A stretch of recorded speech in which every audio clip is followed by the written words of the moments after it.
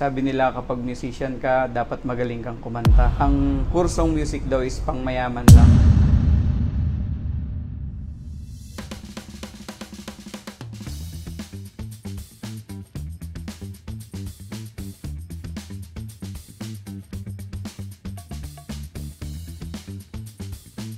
Hello there, Escolarians. My name is Ronel Mejale Ibanez. I took up Bachelor of Music Education, major in percussion, here at CEU Conservatory of Music.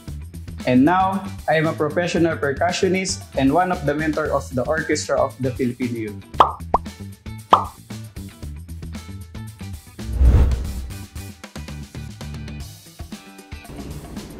Let's start with something basic.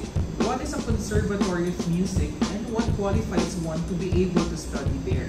Dito sa CEU Conservatory of Music is focus sila sa classical music. Nag-offer sila dito ng bachelor's degree in music education na pwede kang mag-major na kung anong gusto mong instrument like percussion, piano, voice, guitar, woodwind, brass, at marami pang iba.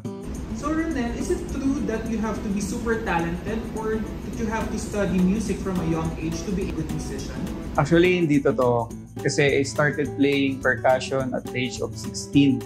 Sumali ako sa isang marching band sa Angono Rizal and then hindi ko napagtanto na gusto ko maging professional musician one day.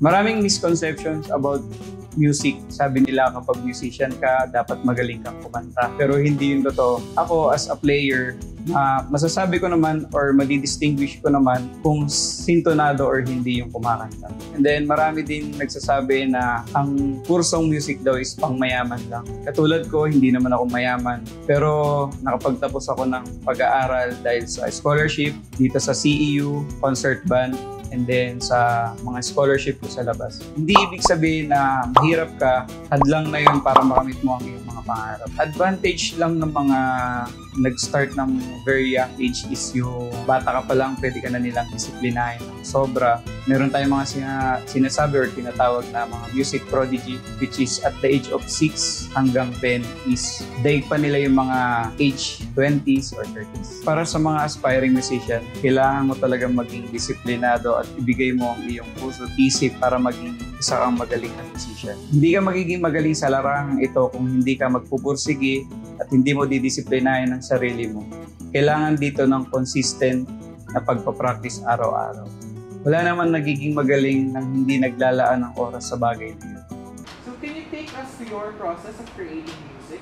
In my case, I play music for those who create music. I play music with passion and commitment. Itong passion ko, dinala na ako nito sa iba't ibang lugar dito sa Pilipinas. Nakapunta na rin ako ibang bansa. Wala akong nilalabas sa bulsa ko na ni piso. Sila pa yung nagbabayad sa akin. Dito sa passion kong ito, marami na ako nakasamang artista and magagaling na mga musician.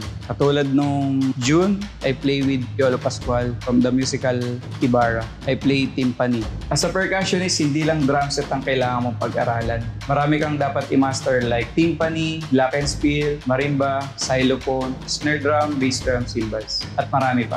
Para sa akin, ang music is really life-changing. Binago nito yung buhay ko from zero hanggang makasama na ako sa mga professional orchestra dito sa Pilipinas like Philippine Philharmonic Orchestra, ABS-CBN Philharmonic Orchestra, Manila Symphony Orchestra.